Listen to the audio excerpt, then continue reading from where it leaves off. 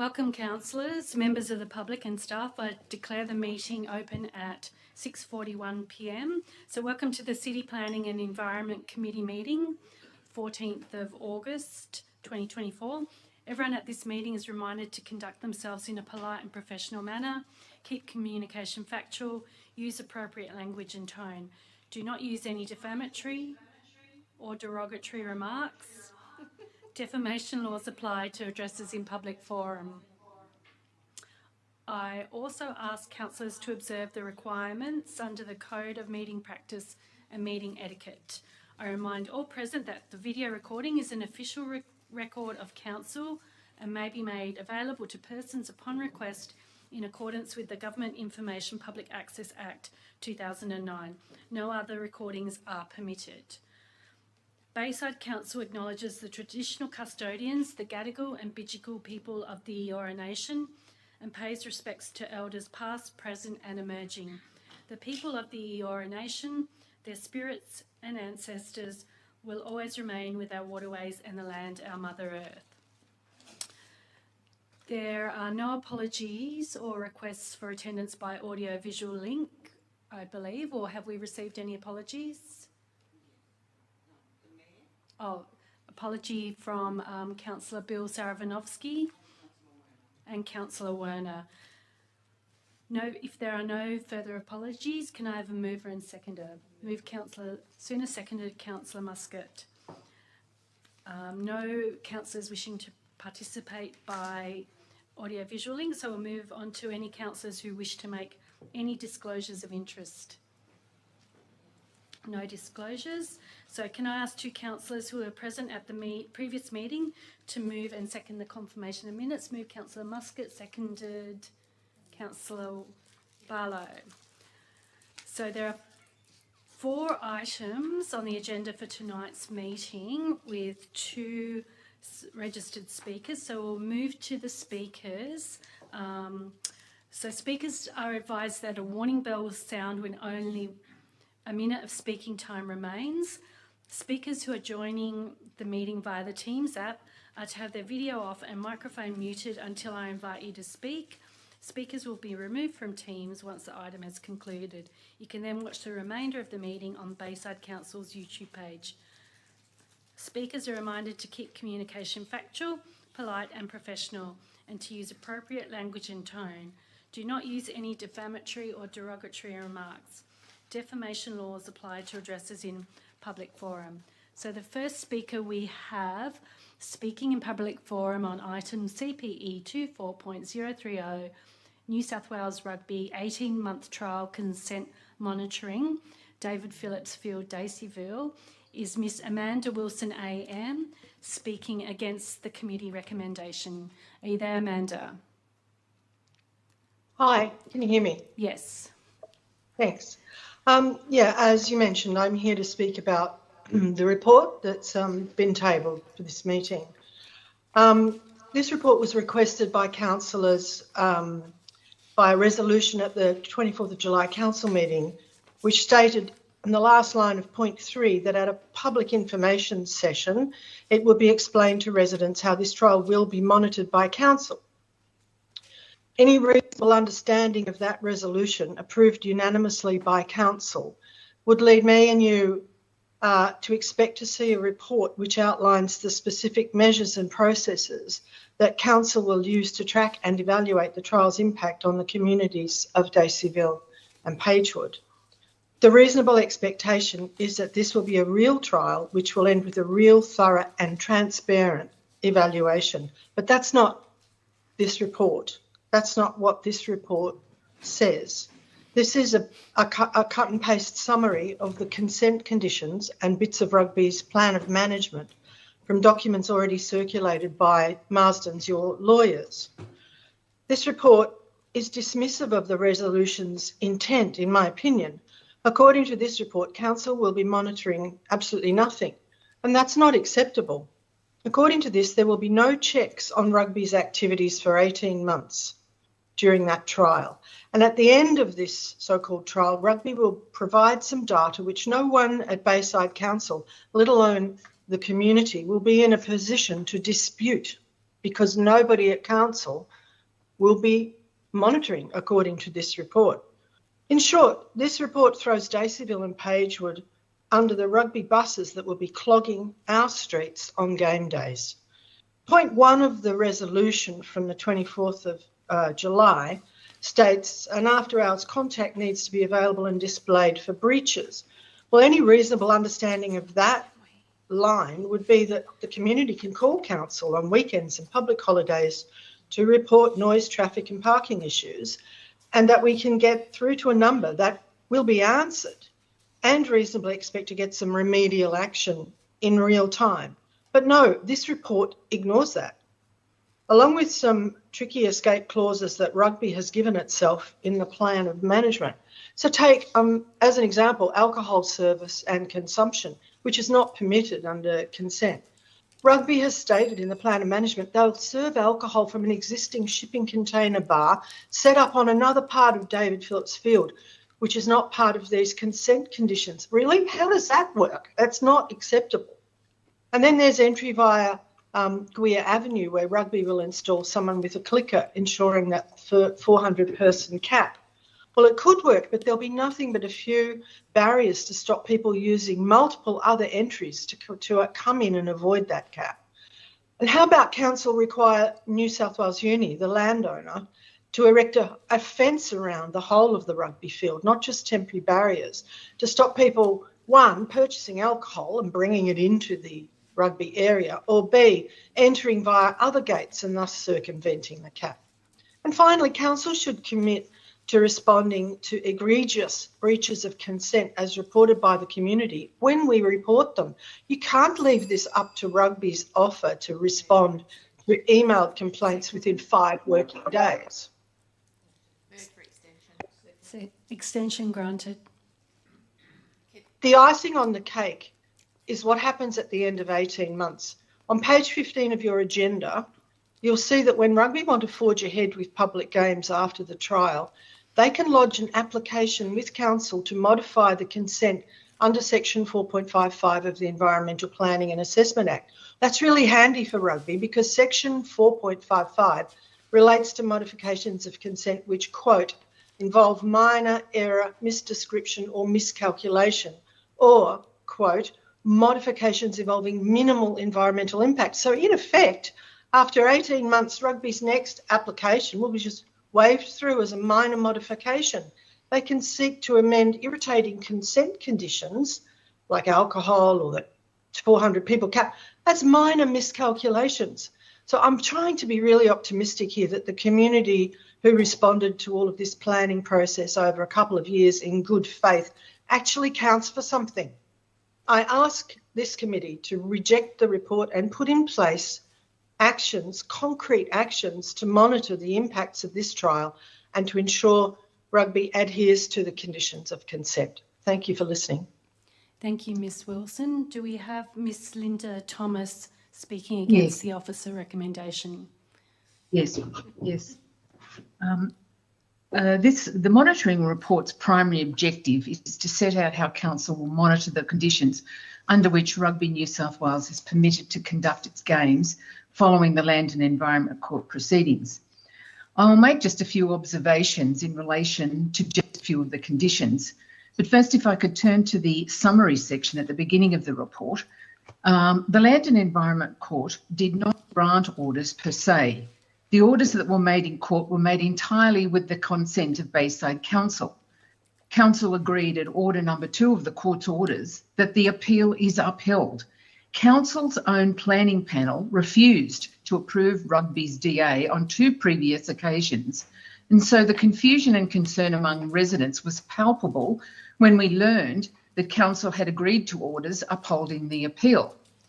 It has essentially overlooked the views of the people who live in Daceyville, who have to put up with enormous inconvenience at the hands of people who don't live in Daceyville. If I may make an observation in relation to condition number 2, the trial period. The monitoring report states that should Rugby New South Wales intend to continue operating public games, it is required to lodge an application with Council to modify the consent under section 4.55 of the EPA. Now, as Amanda said, only that section only provides for modifications to a consent granted for minor errors, misdescriptions and miscalculations. Seeking to continue to operate games and commercial enterprises at David Phillips Field from an 18-month trial basis to a more permanent arrangement goes far and away beyond correcting a minor error or misdescription in the consent granted. This is of enormous concern as it suggests that the change contemplated by Rugby New South Wales to a more permanent arrangement is only a trifling, trivial process, minor in nature. When considered closely, it appears that it is a fait accompli that the 18-month trial will become a more permanent arrangement. The legal ramifications of this interplay between section 4.55 of the EPA and the condition as stated are serious and need to be explored further. This was an inappropriate DA back in 2021, back in 2022, 23 and 24. The passage of an 18-month trial is not going to turn it into a good DA. Condition number 17 talks about people barriers. The report states that the people barriers will ensure that all patrons enter and leave from the Gwee Avenue entry. This point is directly across the road from the nursing home and the retirement village. The elderly residents will have to contend with all of the insufferable noise emanating from a main entrance and exit of a sporting facility right outside their front door. This is completely... Extension granted. This is completely unacceptable and discourteous to those residents in this extreme. Would you like to have the main entrance and exit of a football game outside your front door? I think not. This monitoring report falls far short of what is required if the activities of Rugby New South Wales are to be truly and meaningfully monitored. The only proactive stance taken by Council as contemplated in the report will be the occasional drive-by by Council rangers who will, I quote from the report, include the site on their patrol list on game days. The report provides for a suggestion or a recommendation that complaints can be logged into Council's customer request system. Apart from this suggestion and the occasional drive-by by the rangers, there is absolutely nothing that Council will be actively doing in terms of monitoring. This report is implicitly saying to the residents that the responsibility for monitoring rests entirely with you. If you want action, you have to log it into the Council's portal. The very people opposed to this activity and whose views were completely overlooked are now the ones required to monitor an agreement that they had no say in the making. There are many elderly residents of limited financial means, residents who are compromised in terms of health, who do not have computers nor the means to access one. And how can they possibly be expected to monitor and report on the use of the field by Rugby New South Wales? Council was the entity that agreed to the orders and to the conditions that Rugby New South Wales is to operate under for the next 18 months. And it is now expecting those that disagreed with this activity to shoulder the entire responsibility of monitoring the conditions that they had no say in formulating. Council expects the very people it ignored are going to be the ones that are doing the lion's share of the monitoring. In my view, this expectation is breathtaking in its unfairness. There is no detail at all on what the residents can expect at the end of the trial period and whether their views will form any part of the input to Council's decision whether to extend Rugby New South Wales's ability to run public games. Section 4.55 gives us no help. There are no default provisions providing for consequences in relation to events of default on some or all of the conditions. What the report does not contain is as equally concerning as what it does contain. Having regard to the matters I have raised herein, I would respectfully urge the Planning and Environment Committee to insist upon Council taking on a greater proactive stance and involvement in the monitoring process. While Council may well say that it does not have the resources to police these conditions, it is equally the case that the residents do not have the resources either. to do the same thing. If you are asking Rugby New South Wales to do its own monitoring, how can that be verified? These conditions are unworkable. If council is fair income about monitoring the activities by Rugby New South Wales, something more must be done. Thank you. Thank you, Ms Thomas. We'll move to the officer's summary of the report.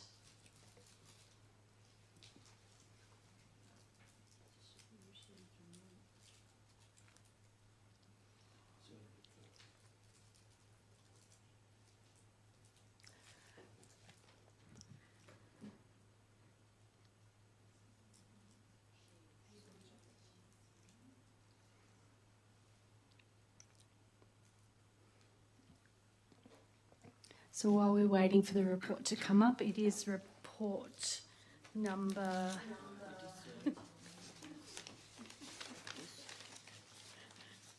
Let's have a look. Report number CPE 24.030, New South Wales Rugby 18-month trial consent monitoring. Thank you.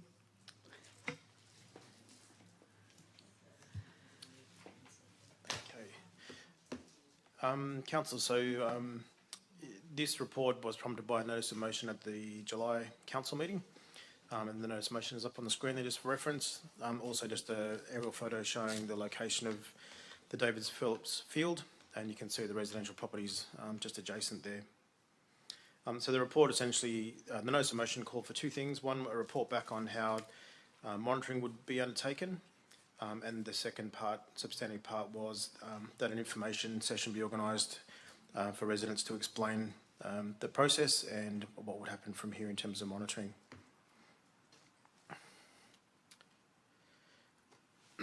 So just some background, there was an application submitted by New South Wales Rugby for spectator or games with spectators to be held at this ground. It was previously only for games that were for training purposes and didn't involve spectators. That application was refused by the Bayside Local Planning Panel, and an appeal was lodged by the applicant in the Land and Environment Court. Following the court's conciliation process, there was an agreement reached and orders were issued by the court, which is essentially an approval to allow a trial of 18 months with certain conditions. At the end of that time, if New South Wales Rugby wishes to continue, they will need to lodge a fresh application or an application to modify the consent to remove the trial period.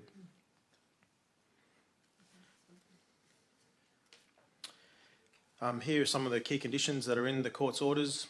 So it is an 18-month trial, which allows for a full season to be played, so the impact can be monitored across a full season. There is a requirement for signage to remind visitors to be considerate of neighbours. All games are actually ticketed, and there will be security on the site to admit people with tickets only. It won't be controlled by clickers, but by pre-sold or pre-allocated tickets. There's a maximum of 400 attendees allowed at any event. That includes players, staff, coaches, spectators, anybody who's actually on the site at all. It's not just the crowd itself. The maximum hours permitted are 8 AM till 6 PM.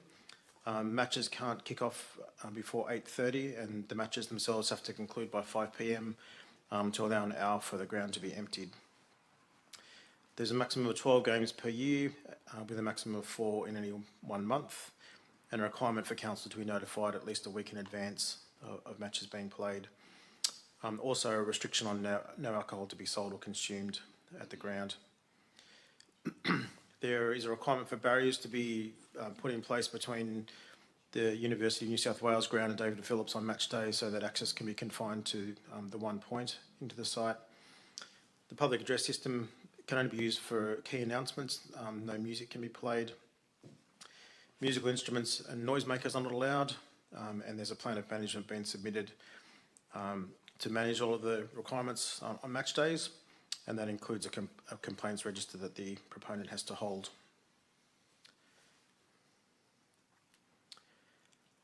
In terms of monitoring, council will be notified before each game, at least a week in advance, and we will arrange for rangers to patrol on those days to make observations and check for compliance. There are phone and email contacts for complaints that will be on the Rugby New South Wales website and on signs physically on site during those games. Council will have its usual customer request system that can record complaints. They can be made not only by email or online, but also by phone for those who don't have computers. And they'll be reviewed the way that any complaints are reviewed and actioned as required. They'll also be held as a record so that we can review them at the end of the trial period if there's an application to extend the approval.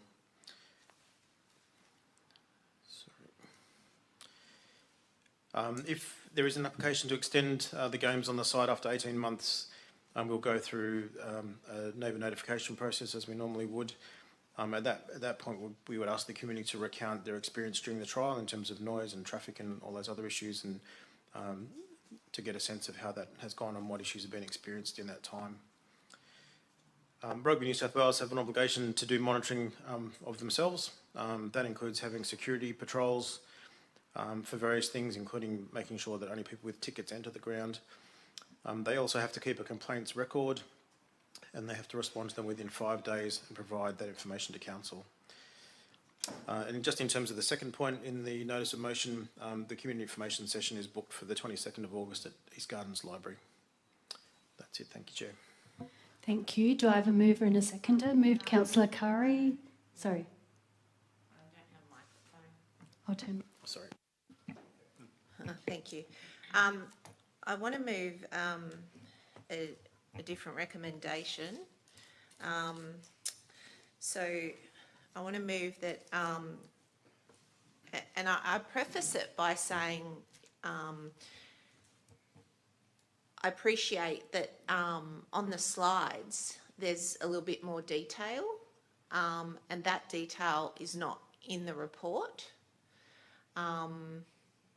Which is around the specifics around game day patrols, around some of it is, but it's not articulated in that way. Would that be your understanding? Through your Chair, the presentation was based on the report, but yeah, I guess I've articulated it and perhaps provided some more detail. Thank you. Can I then just make a change of recommendation to that council come back with a monitoring report at the next council meeting, and that it include the monitoring that has been articulated on the slide in the same format. So specifically what would be appropriate is that I note that you've used the term ranger patrols arranged, so if we can have some articulation there around, you know, rangers should be going there twice a day, because when you look at all those points that were raised around sound and all that, those speakers are going on the weekend, and so it's really important that the rangers monitor this, that when there are complaints made, so for example number 3, where council log complaints, will also the point around that a ranger goes out when complaints are made if there's specific noise on the day. I can give you this later if you like. So just a bit more clarity, that a report comes back, and I would like to see this monitoring published, and I would like it to be specific around those things that, you know, they should be there twice a day. They should be getting out and checking they're in compliance. When, you know, I appreciate that all the contact details will be available, but again, when they are in breach at a point in time, there should be accessibility for council to, for residents to contact an out of hours ranger to come and tell the site to turn the music off, or to, or they're in breach of the number of people that their consent allows them to, because I tell you, that is what's going to happen. We're already seeing those things. So, sorry, I've sort of broadened that a little bit, but I think you get the sense. So it's that council come back with a monitoring report to the next council meeting, and that it include the points on the slide, as well as the specifics about being able to contact rangers when there are breaches occurring out of office hours or on weekends when the games mainly are, and that the rangers on game days visit on at least 2 occasions. Second it? I second that. Yeah. And speak on it. Sure, Councillor Souness. I'll turn off. Thank you, Chair. My concern is, it's very loud, isn't it? Stand back a bit. My concern is the disconnect between the complaint and the follow-up of the complaint. Because it's happened before, it's happened a lot of times with traffic matters. I personally make a phone call for something that's parked in the wrong place across someone's driveway. It takes several hours for that ranger or the group of rangers or whatever the mechanism to respond. In this particular thing, I'd like to ask one question. Does Rugby New South Wales provide any compensation to council for monitoring their activity? No. Okay. So in effect there should be, because the court has asked them to police themselves. So it's like saying Caesar look after Caesar. Okay? So effectively we should have rangers allocated specifically for game days, because they're going to give us notice. I noticed there was 5 days notice or something like that they're going to have a game, and then we task the rangers specifically to go out there on 2 occasions, as were mentioned, and the biggest concern for me is that 400 limit will be exceeded, because it's a bit dubious, because there's 400 excluding players, excluding coaches, excluding the liniment people, including. So it could be many more. There's a concern of residents of the alcohol. It's going to be sold out of a container and drank near the field. I don't know what the situation with that is. Whether we're permitted as a council to monitor that, I don't know. That needs to be a question asked. And the general noise, like who measures the noise? I think I mentioned at the last session that we had on this matter, people have barking dogs next door, and they've been asked to record it in a diary and then given to council to follow up. Well, the dog's gone. The horse is bolted. It happens then and there. So I think we need to be a bit more robust in how we're tasking our rangers and be more on Johnny on the spot, so to speak, to respond to those concerns. Because, look, the residents were there first. It wasn't if Rugby New South Wales came along, which they have, and now they want to take over the area. And then the concern is, beyond that, what happens after the 18th month trial? So again, we need to monitor that to keep the residents, how can I say, more in the loop, because there will be complaints that aren't made to council. There'd be complaints which are kept in people's hearts, and because they're afraid or whatever. We need to have Rugby New South Wales on notice that if there is a breach, whether it's the PA being too loud, whether it's, I don't know, some food cart making noise because they brought it on, or whether there's alcohol being sold, we need to tell them that, no, that's what it is. We're on top of it, we will be on top of it, and we won't allow it to get out of hand. Thank you, Councillor Souness. Good points there. Councillor Muscat. Thank you. Through the chair, could we have explicitly set out when the trial period starts? So the Councillor Muscat's question was, when does the trial period start? Through you, Chair, Rugby are required to advise council when they're going to start it, and so the time period starts from whenever they advise council. That will coincide with the new season, I would assume, but the obligation is on them to let us know. Thank you. Councillor Douglas. I just wanted to check one thing that one of the speakers said. Did the council actually give consent for this DA? Because that's not as it's summarised in the PowerPoint presentation. Through you, Chair. So it was the subject of an appeal, and so the court, I guess, sets down the process that has to be followed, and that does include a conciliation process that the parties are obliged to engage with. The parties employ experts that are there to serve the court, and through those discussions, it becomes evident generally in terms of where a decision might head if you go to full hearing. And so there were orders issued by consent of the parties. But in the I guess the environment of a court, an appeal in a land environment court. So the terms, the conditions that are in there that I've just been referring to, I guess, were things that were suggested by council to try and manage the impact of it, and the trial period was also suggested as a way to, I guess, verify the actual impact.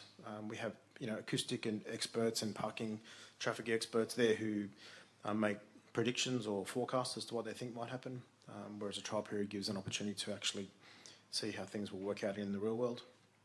And through the chair, could I just ask,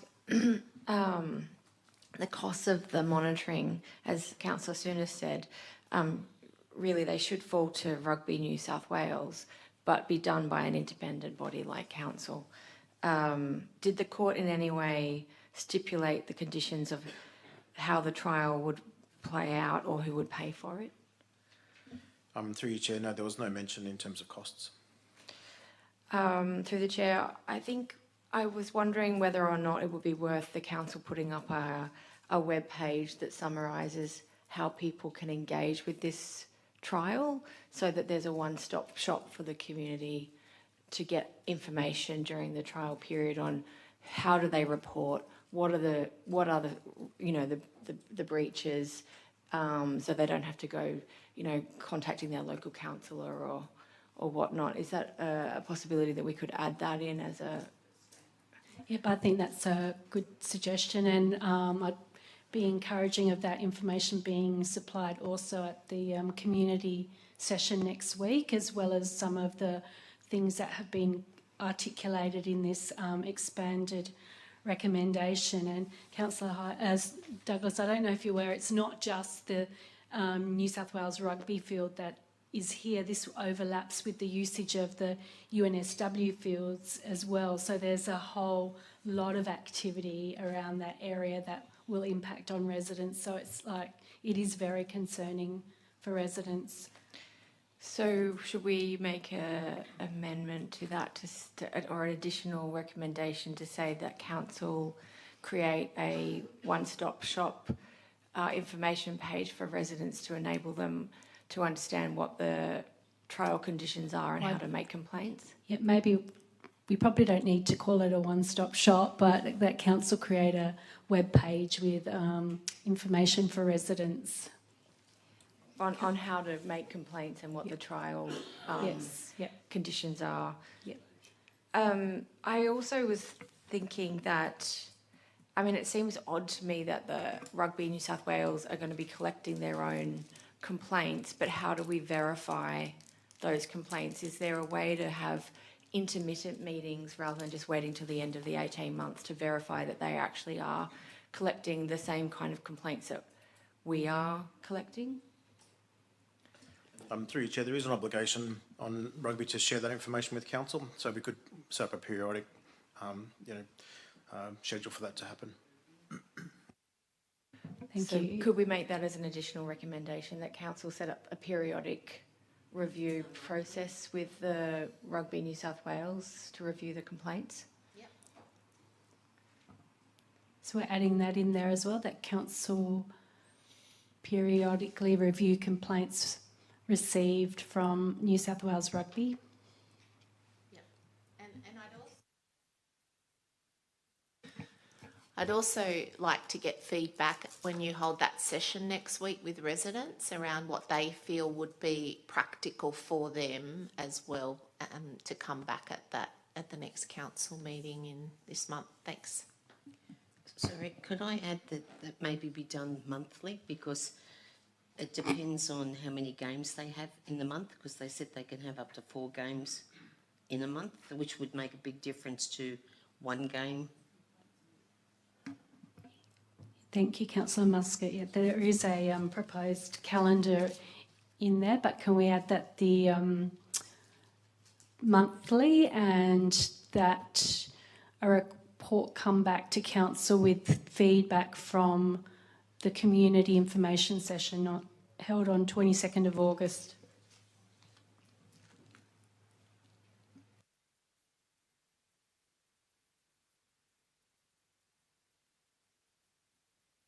Any further question? Councillor Souness. I've got one question to the director. If they breach, is there something in the fees and charges we can charge them with? Because it seems to me now, okay, they're having their games, they're having their fun, and it's costing the community money to monitor and to keep an eye on them. And now we're going to create websites, and look, this is all money going somewhere. Yet these guys are just saying, oh yeah, we might have had 400, we might have had 300, I don't know. We've cut tickets, but we've got a clicker.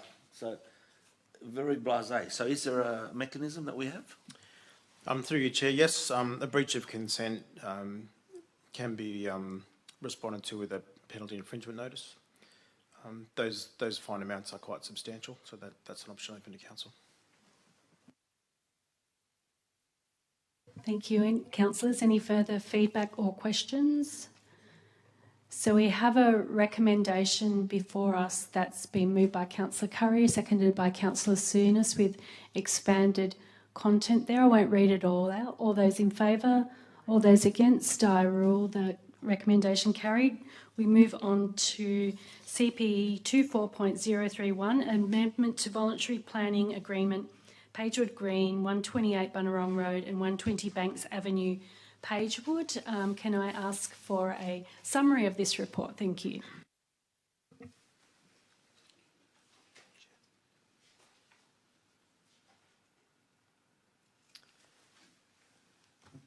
Okay, thank you, Chair.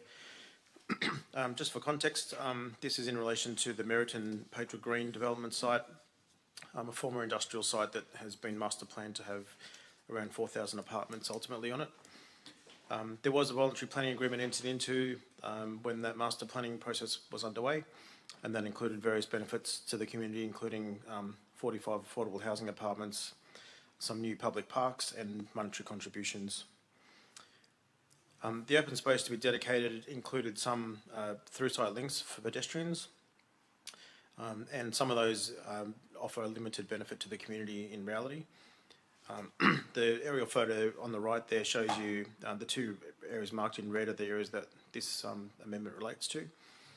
You can see the link on the left-hand side of that image, the long red line, provides a connection from inside the development out to Banks Avenue, which sort of ends at the golf course. So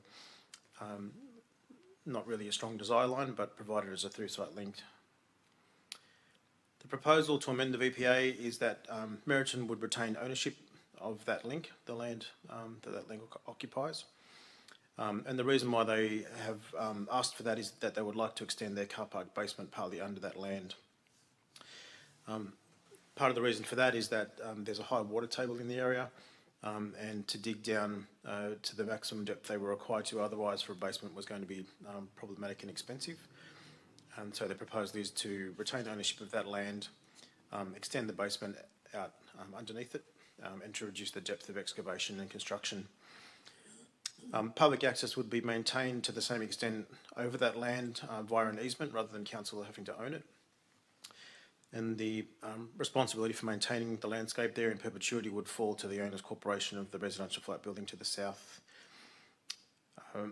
The basement itself would actually not include the first level down, so there'd be around about 3 metres of soil above the second level down basement roof, so that it could still be fully landscaped successfully. The same approach was taken earlier for another similar through-site link, which you can see they're labelled as Finch Drive, just to the south of where that red line is.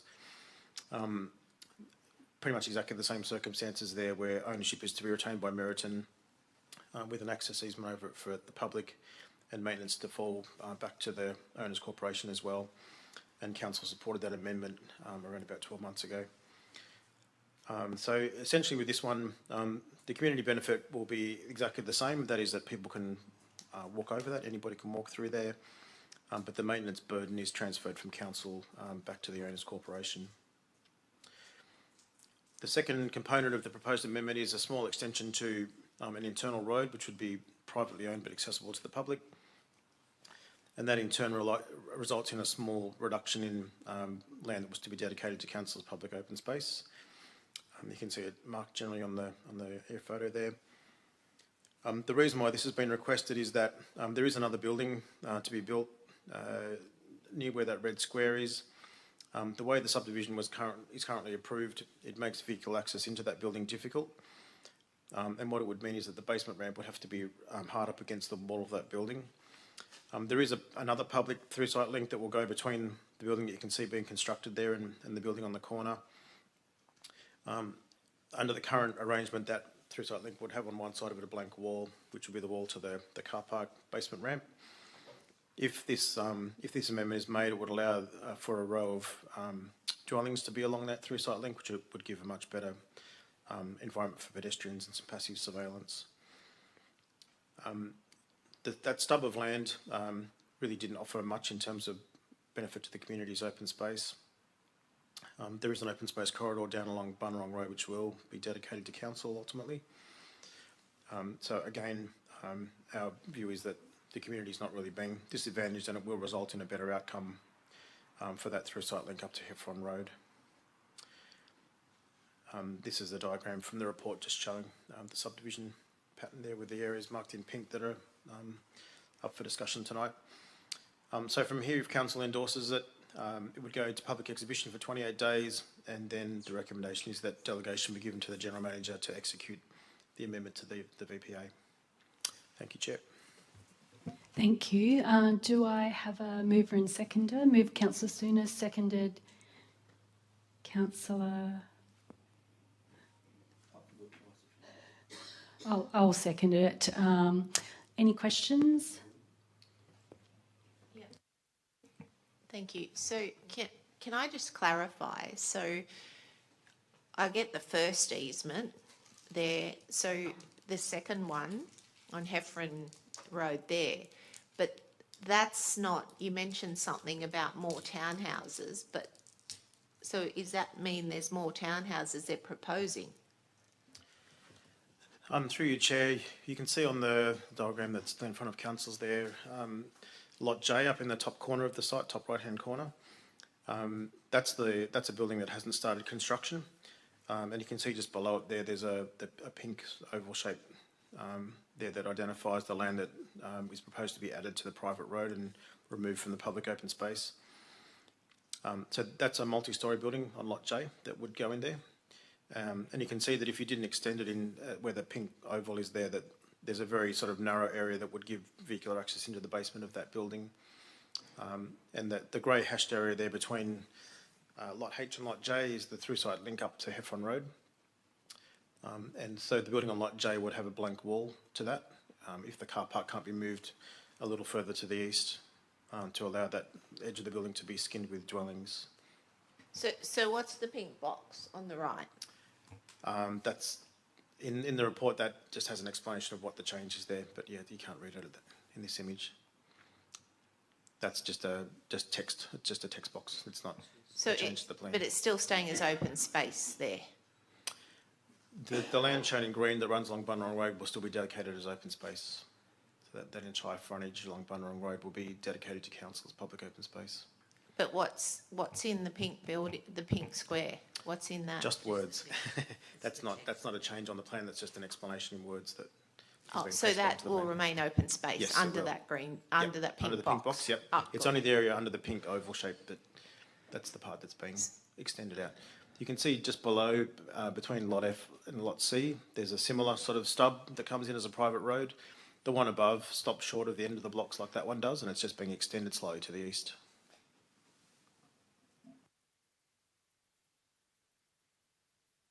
Is there any opportunity to get another affordable housing apartment out of it? The proponent hasn't made that offer. We did talk about them potentially taking over the maintenance of that entire Bunurong Road frontage, but they declined to take that on. Thank you. Any questions, councillors? I think just back to that, well, they're getting something for nothing. Yeah, but the impacts are great in that area. I mean, this then creates an opportunity for greater accessibility and more parking, and which means that's potentially will be another Section 96 and it'll be more units. So there should be, can we not put in there for more affordable housing? Like, they've got a responsibility to, I know that there has been, in a previous VPA, there was some affordable housing, but can we not put something like that forward? Through you, Chair, at this point, the benefit to the community really is that through site link to Heffron Road running north-south will be significantly improved. It will have dwellings facing onto it rather than a blank wall. I guess on the flip side, losing that piece of land from the open space, it didn't really have a lot of utility. It was just a little stub off the edge. So our assessment of it was that the community's not really losing anything. In terms of its value to the proponent, I think it probably wouldn't be in the order of an extra apartment or the like. We could perhaps ask them for additional embellishment in the open space that on Bunurong Road that they are dedicating to council, some additional equipment or something of that nature. It's probably more commensurate with what they're proposing. Yeah, I think that's worthwhile. We charge residents when they money to buy, pieces of land that are unused by the back of their property. So just because it's on a big site with a big development doesn't mean that some contribution, regardless of the maintenance, but some contribution should come back. I mean,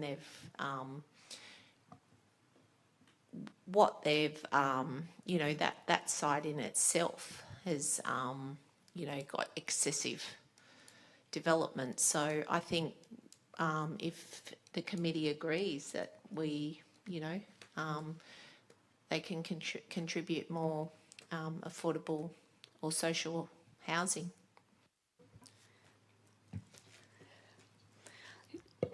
It's a good point, because I think that that it's more attractive for them without having a blank wall on Heffron Road. Those apartments will actually be more valuable.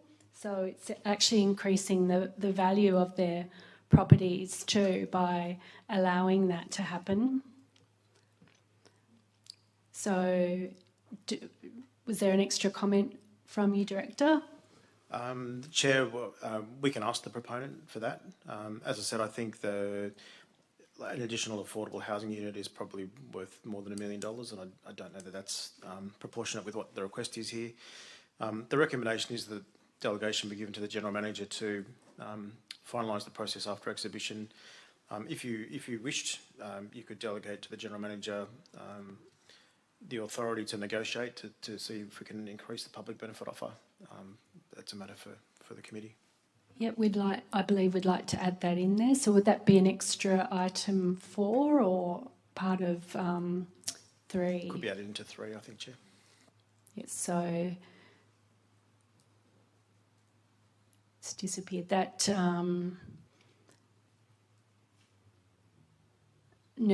to make minor administrative changes if required and to negotiate further for community benefits under the amended VPA. Would that make sense? Include further community benefits, including affordable housing.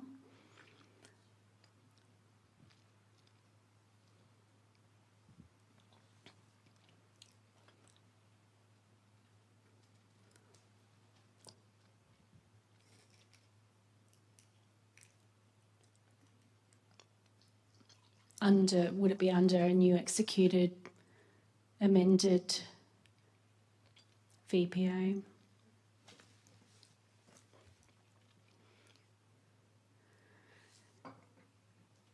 So we have the updated recommendation before us. If there's no further questions, I'll put this to the committee. So all those in favour, all those against, I declare the item carried. Now we move on to CPE 24.032, trial of artificial intelligence platform in pre-lodgement of development applications. Been looking forward to a summary on this one. So over to you. Thank you, Chair. Yeah, this is a bit of a fun one. Hopefully not too many hard questions on this one. So the New South Wales State Government is interested in AI in planning and has offered some grants to councils to participate. They identified 3 platforms that they thought were worth piloting, and Bayside was successful in obtaining a grant for one of them, which is known as the Archistar AI platform. The tool essentially allows for a property to be entered into the system, and then it will gather information about the property, the planning controls, constraints on the land like flooding and bushfire and the like, and then generate a report that summarises all of those attributes of that property. The benefits to council are that it removes the manual checking that happens at this today in terms of going through multiple layers in our mapping system and the like to extract all that information. We can provide customers with a summary report, so the tool will generate a report that captures all of that relevant information, and that will help them to make decisions about the development they might want to do, help them with the design in terms of understanding what the controls are, and also help them lodge an application that complies with those requirements. The data that is housed in the platform is collected by Archistar from public sources. They scrape that from our website and other places. So there's no work required by council to input that information. It's maintained by them as a separate software as a service type platform that we subscribe to using the grant. The tool does have other functionality, which you can see in the image there, where it can actually use generative AI to come up with building envelopes that comply with the controls that it's gathered together. And this is used by the development industry to do feasibility on sites. It will also be of use to us when we're modelling up investigation areas and the like to try and understand what sort of buildings might be possible with certain sets of planning controls in place. That's just part of the package. It's not part of the DA pre-lodgement initiative that the government is putting forward, but it will be available to us to use in the background as well. That's essentially it for that one. Thank you, and well done on receiving the $120,000 grant to implement this trial. That's a great step and initiative. So do I have a mover and seconder for the report? Move Councillor Curry, seconded Councillor Douglas. Any questions, councillors? Can I ask, does it displace staff moving forward? The tool, the technology is in its early stages, I think, but ultimately it could. This platform does have modules that can do preliminary assessment, particularly for complying development, which is essentially a ticker box exercise. It either complies or it doesn't. They do have an add-on which can actually, you can input the plans into it and will do the assessment for you. It will check the setbacks and the height and overshadowing and that sort of thing. So for complying development, that may work. For general DAs, there's a lot of things that are more subjective, I guess, that are harder to, like privacy, it's harder to sort of measure. So in the short term, probably not. It probably just offers a better service to the customers because we can look this up quickly and generate a report and give it to them rather than having them stand there while we sort of plough through layers of information. But ultimately, yeah, there may be some saving in resources. Councillor Souness, any other questions? So with this, I know we've got a report coming up about DAs as well, but I'm assuming that this will require some staff training and how does that fit in with the next report? Chair, the assistance that this will give, I guess, is that we will be able to give proponents a very detailed list of all the things they need to take into account, and hopefully that translates into better applications that are more compliant, and that makes the assessment process easier. So there should be some knock-on effect from it. That's what we anticipate. That's good news. So when does the trial start? Chair, we're working through with the vendor at the moment in terms of the scope of work. I don't know the exact milestone for kickoff. It's not too far away, but we just need to work out the technology and that. So I would say probably in the next 2 months.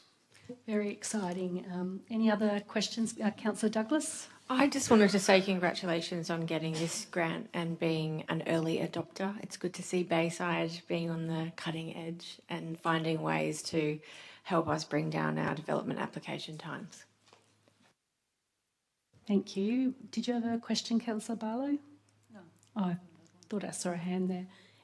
No further comments on this report, so we have the recommendation in front of us. All those in favour? All those against? I declare the item carried. And we move on to the final report item, which is CPE 24.033, Review of Processing Times for Development Applications. So once again, can we receive a summary of this report? Certainly, Chair.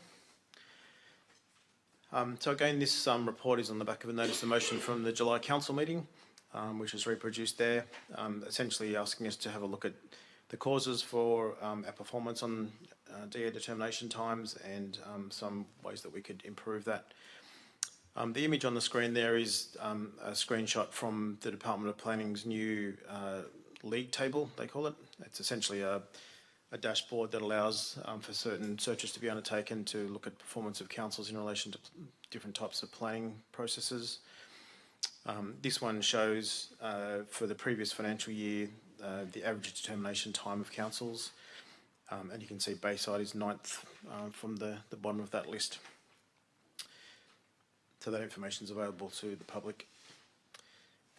So some of the things, there hasn't been a lot of time between July Council meeting and the publishing of this agenda, but some of the things we have reviewed and made some recommendations on in that time includes, we have been working through a number of older applications, and so in the short term that does affect our average time. We're continuing to work through those. They need to be dealt with at some point in time, and so average times will may not improve immediately as those old applications are dealt with, but that will then allow us to concentrate on not allowing those applications to get old, and that will help our average times in the medium term. In terms of referrals to specialists, Bayside has a very large number of land use constraints and things that complicate assessment, and they often require inputs from specialists. We have things like Sydney Airport that has height limitations and noise limitations, a lot of contaminated land, a lot of flood liable land, gas pipelines, desal pipelines, heritage items. So there's some DAs can become quite complex when a number of those different things apply. Some of those experts are internal, and so we've identified an opportunity to make those referrals earlier in the process when the application is first lodged, to get those moving. And they will also be more closely monitored and reprioritised so that they match the progress of the application and avoid delays at the end. External agencies, we do have quite a lot of referrals to external agencies, transport, fisheries, ports, Sydney Airport Corporation, Gas Pipelines Authority. And some of those are efficient and some of them drag the chain, so we will be more diligent in following them up. Some of them do have statutory timeframes, and we will hold them to account on those as well. In terms of responses from applicants, it's common for us to write to an applicant after a preliminary assessment and ask them to provide more information or consider modifying their applications. That does add time to the process, particularly if it happens more than once, in that we have to reassess, sometimes re-notify the neighbours, and so that elongates the process significantly.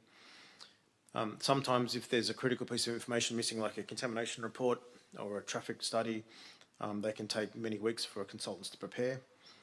And sometimes applicants only address some of the things we raise, I guess hoping that we might ignore the others. So we can pick up some time in the process by not giving people long extensions of time, but asking them to consider withdrawing the application, getting it in order and then relodging it, and we can offer them a partial refund.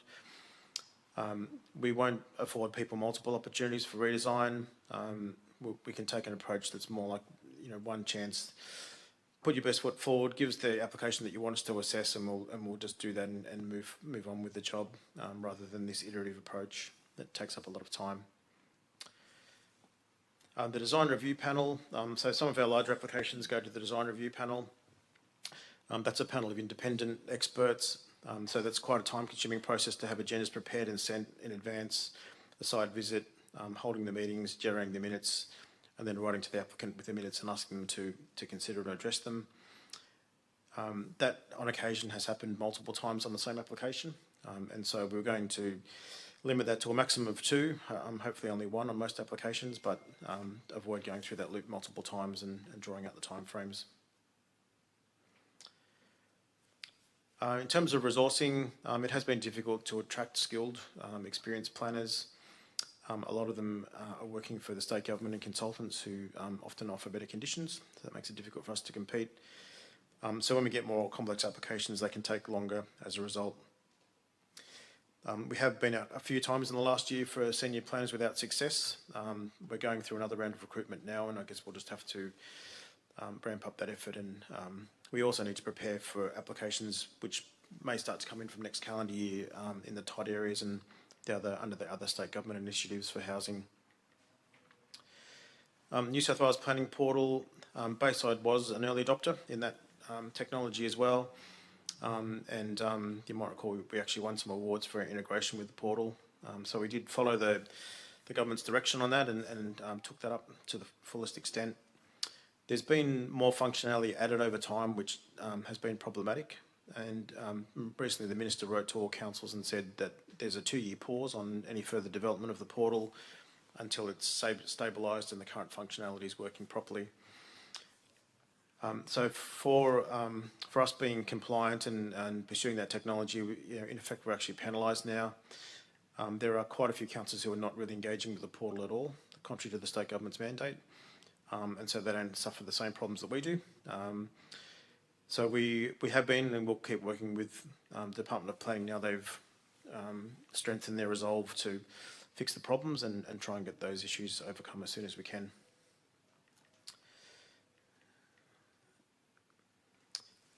Lastly, we have had quite a few Land and Environment Court appeals on hand, and they tend to be very resource intensive.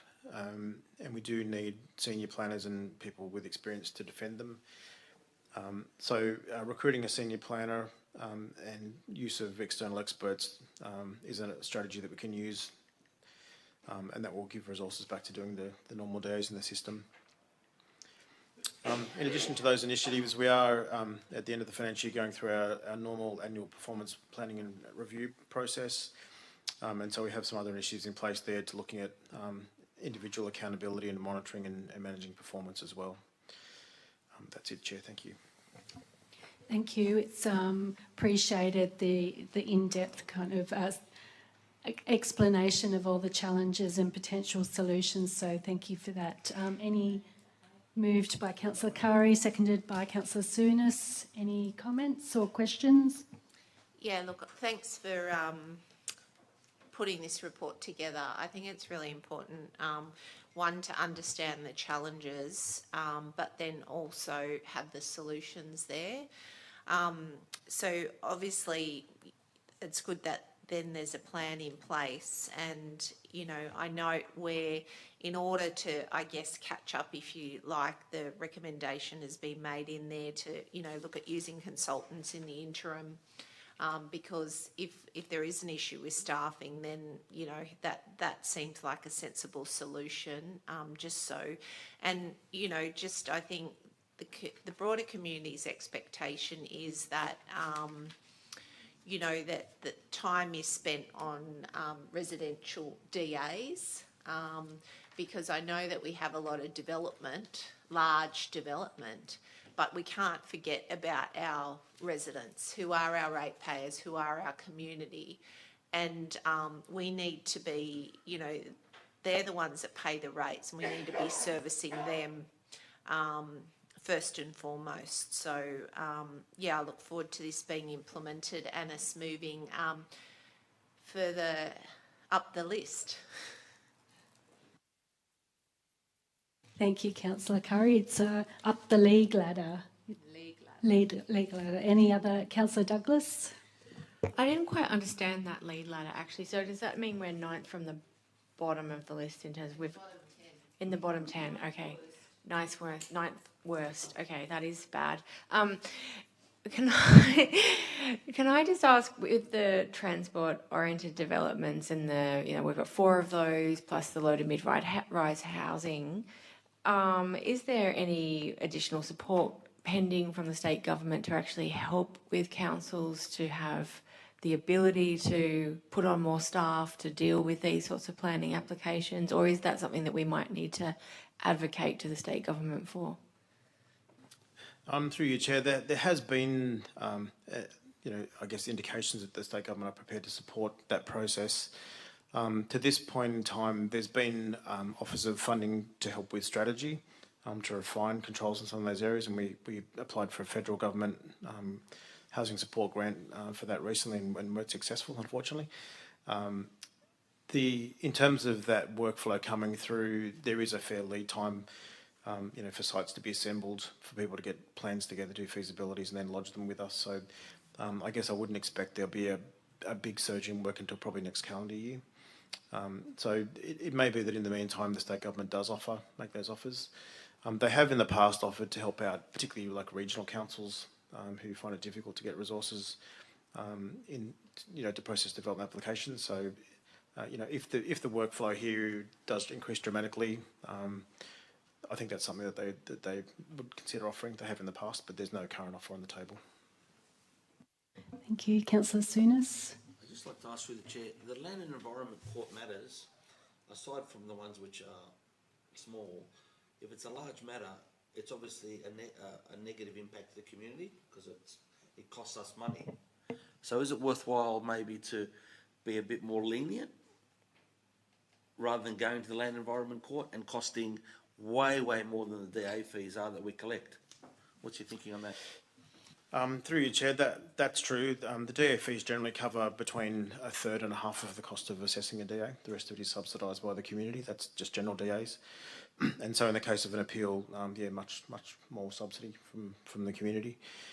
The vast majority of our applications that where an appeal is lodged,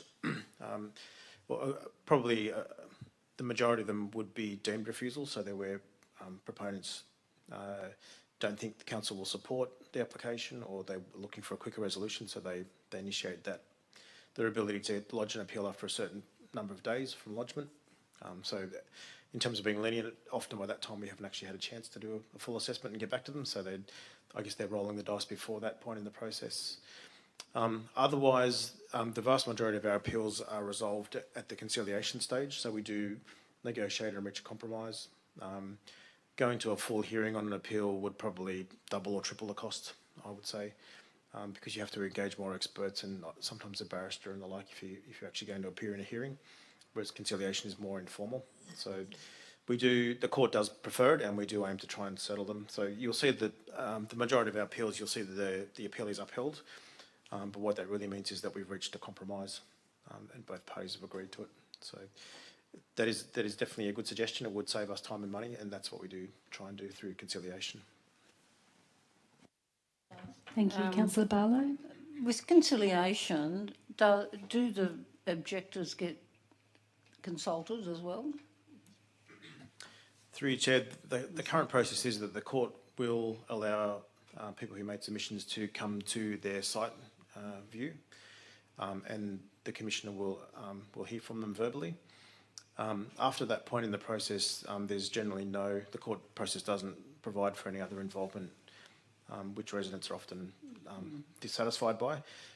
Occasionally the court will say that we should re-notify if plan changes significantly. They'll say re-notify and residents can make submissions again. But generally after that site view, there's no other opportunity. And the other question is, do you still do, you stop the DAs and then start them again? They go on to a stop thing and then... Yeah, through your Chair, that's called the stop the clock provisions. Yeah. So if you make an information request within 25 days plus 2 after lodgement, you can stop the assessment time clock and then restart when the applicant gives you the information. The league table information, interestingly, is the department's normally focused on median time. The league table is now focusing on average time, and that's gross time, so they don't take out the stopped clock time in that. So it doesn't offer us any benefit. Yeah, that's the way they've set it up. Well, that doesn't seem logical then. No. But that could be brought up.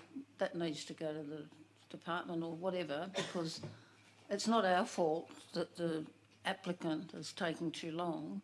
But then if that's all included, we can all look bad. And then the other thing was, with our slow DAs, they're not all housing, like small developments, are they? That's mainly the bigger ones. Chair, there is a mixture in there. We do have some smaller ones that can be problematic where there might be an issue like heritage or contamination where they just take a long time to be resolved, or multiple amendments. I guess the challenge with allowing amendments to an application are that it can be a good service to the proponent to try and work with them until you eventually get an approval, which can be slow even for the mums and dads who are sort of doing it on a budget or trying to do it themselves. It can take a long time to work them through that process. But the downside for us is that it reflects in our average determination time. So we've got to try and strike a balance there to get that right. So it would be interesting to see if we took the stop the clocks out or added it in, how slow we really were. And I think that needs to be brought out to everyone. Every council will be having the same problem, I assume. So to me, the figures sound dreadful, but take that stop the clock out, because it's the applicant that's causing the problem. We're getting the blame, and I know for a fact that quite often it is the applicant that's put the wrong plans in, doesn't answer. I think you had one where they hadn't even lodged the plan, but blamed the council because they hadn't done it, but the plan was still at the office. So there's a whole lot of issues there, but it needs to be brought out that council isn't at fault quite often for a lot of it. But now I know about stop the clock, that needs to be brought out. Thank you, Councillor Barlow. But what the presentation does show is that improvements are being made, which is a very positive thing. So we're all appreciative of that. Are there any further comments or questions?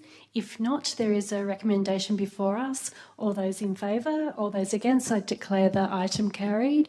And there being no further items, I declare the meeting closed at 7:54 p.m. Thank you.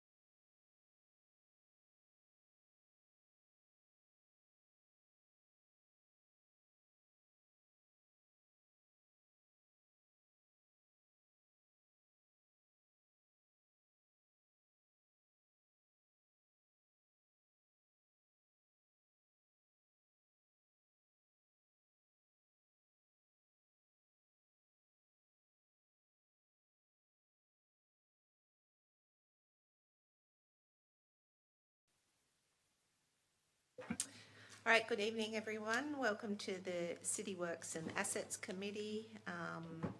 Acknowledge the land we meet tonight and pay our respect to elders past and present. Apologies, we have an apology from Councillor Fardell and Councillor McDougall. Are there any other apologies? No, someone move the apologies be accepted. Move Councillor Souness, seconded Councillor Barlow. All those in favour say aye. Against, declare it carried. We've got the minutes from the previous meeting held on the 10th of July. Are there any comments or questions in relation to those minutes? Someone happy to move those minutes? Move Councillor Jansen, seconded Councillor Souness. All those in favour say aye. Against, declare it carried. We'll look at all the items, so no items by exception. There are no public speakers tonight. We'll go to the first report, number 29. This is a Waste Conference 2024. I'll take this as read and acknowledge that it's a valuable event, and it's good that councillors are rotating and attending and bringing back that value to council, seeing that we won the Waste Award in 2023. Someone happy to move that? Move Councillor Souness, seconded Councillor Barlow. All those in, do you want to speak? I just want to ask a couple of questions through the chair, if that's okay. There's a couple of very interesting things in here. One of them being around the on-site organics processing unit model implemented at Melbourne Airport, Sydney Landfills, Hyatt Sydney and Lend-Lease Barangaroo Hotels, etc. And I just wondered if council had looked into whether that might be an option for any of our sites, in particular.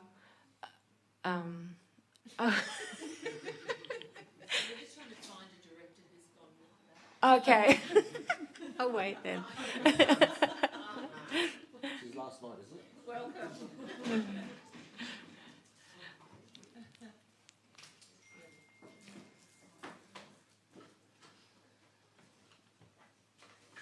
All right, who's not on this committee? No, you all are. I'm not. I can go. Oh, it's all right, stay there. No, stay there's another thing. We're up to item in the reports.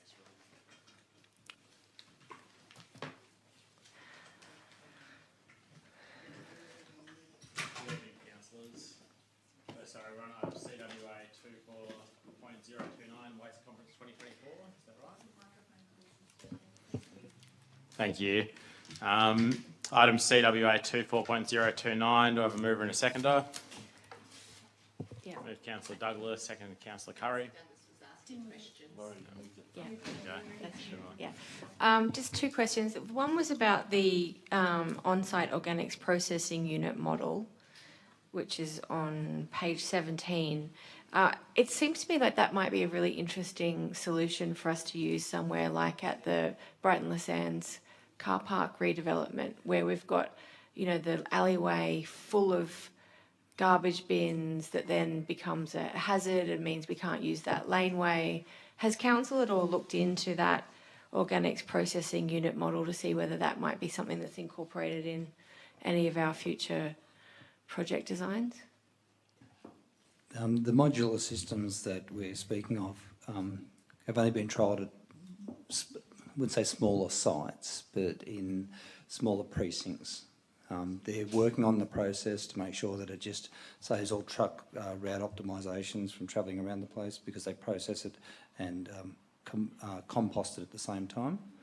It's a matter of who runs the facility, who owns the facility, if it's connected into, say, a group of flats or multi-unit dwellings or a precinct, is how we have to work out how we would do the cost modelling on that.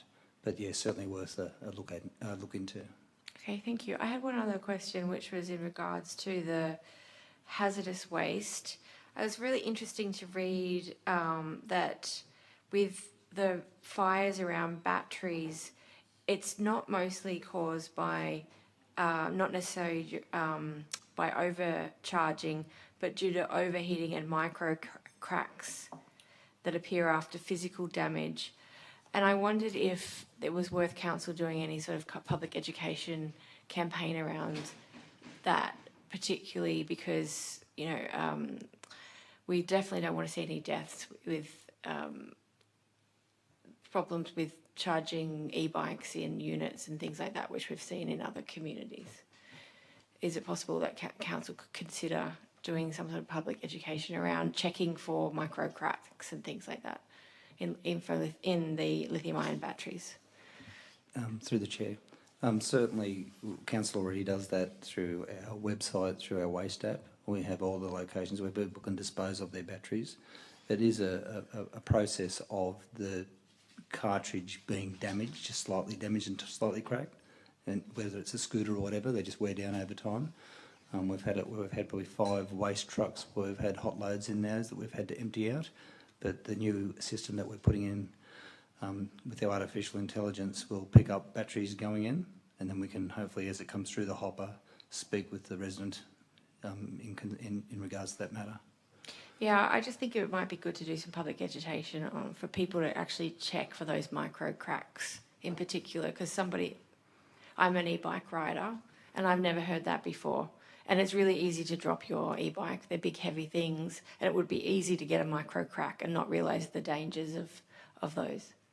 Yeah, through the chair, the issue is the micro cracks are micro cracks, so they're very difficult to see with the human eye, that's all. Okay, thank you. Thank you. Thank you, Councillor Douglas. Councillor Muscat. Through you, Chair, I'd just like to recognise and acknowledge the council employees that went to the Waste Conference. I found it a totally eye-opening experience, also allowing me to see what's hidden behind the doors with what goes on with our waste program in the community, and the professionalism of our presenters at the conference were of such a really high standard. I was very proud to sit there and think, oh, they're from our council. But going back to the batteries, even the simple batteries, they recommend putting tape over the end of it, which will decrease the impact of it causing to ignite even in your general waste. But people also need to know where all the battery dropping stations are, which we do have around, as well as Bunnings and a few of the other shopping centres. So, as you said, education is something that needs to go forward, just to remind them over and over and over again, so we don't have trucks on fire. Thank you. Thank you, Councillor Muscat. Councillors, anything further? No. All those in favour, all those against, declare that carried. Item CWA 24.030, Sir Joseph Banks Park amenities locations. Do I have a mover and a seconder? Move Councillor Jansen. Seconded Councillor Muscat. I believe we have a report. Through the chair, I just have a short presentation. I'm sure you're all familiar with Sir Joseph Banks Park and the project that we've been undertaking. Just one moment until we... You can see it okay? Perfect. Okay. So we have been investigating locations for the new amenities block adjacent to the Adventure Play space and the Fremlin Street car park, as well as doing some investigations into the Foreshore car park and our pump track. So there are a lot of exciting projects happening in Sir Joseph Banks Park. In the location around the Fremlin Street car park and the existing playground, there are a lot of services in that area, and we brought a report to you in June just showing the different locations that we've investigated. So the 5 that we focused on we had an original location of location A as a proposed location. There was location B being the existing toilet block site, location C being on top of the mound area, and then we also looked at an area behind the playground being D and behind the Flying Fox. Now D and E were deemed to be non-viable, and at the presentation that we gave in June, we were asked to revisit and do a bit further investigation in terms of if location C was the best option. If A was the best option. Now, we went and had a site visit and councillors were invited. We did a site walk and looked at location C specifically. and it is a viable location. It is on top of the mound, and we do need to do some investigations, geotech and environmental contamination testing. But we believe that given it is not a huge mound, if we can work with the levels on the site, we may need some slight ramping and some landscaping around the building to ensure that it doesn't sit on a pedestal but it fits well within the park. We believe that we can investigate this area further and come up with a good outcome, being that the toilet block would be in this area between the car park itself and the play space. And that's an approximate montage of what the facility would look like. So maintaining the existing design and just looking at how we can reduce that mound. So tonight we're just saying to the committee that you note that option C is the preferred location, that we'll now further investigate that. The team has commenced their geotechnical investigations. It just takes a number of weeks to do that testing, and then we'll be in a position to report back. Thank you. Thank you, Ms Farrell. Any discussion, councillors? Yeah, thank you. Thank you for revisiting that. I think that's going to be a much better solution for moving ahead. So just want to thank your team for looking at other options to ensure we get it right.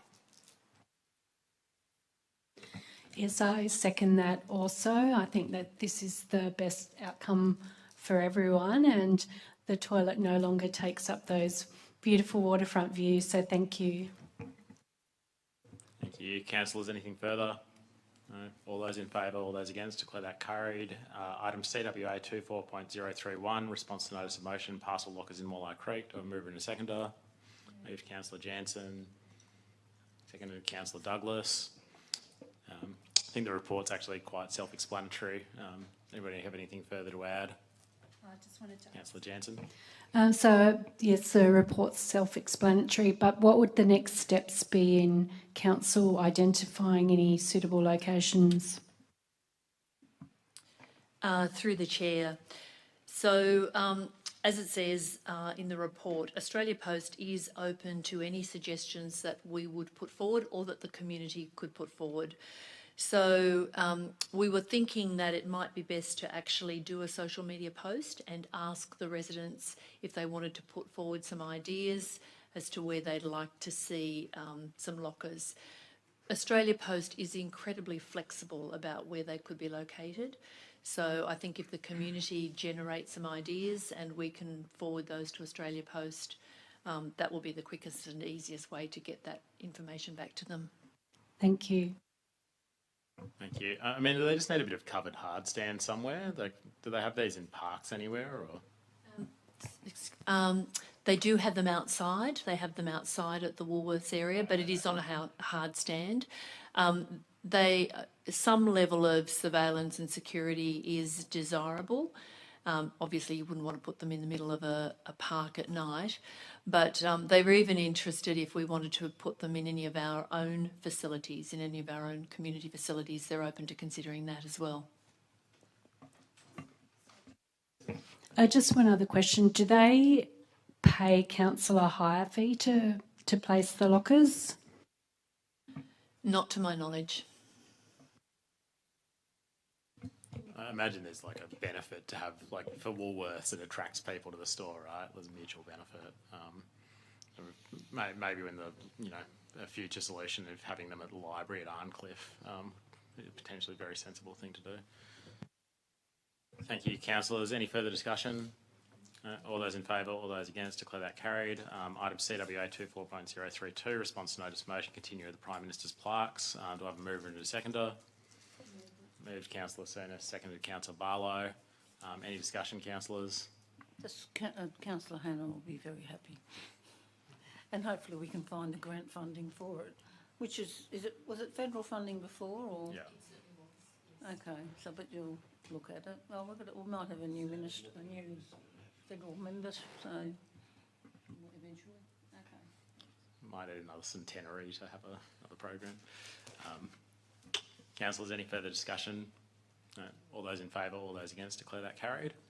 And I think they're being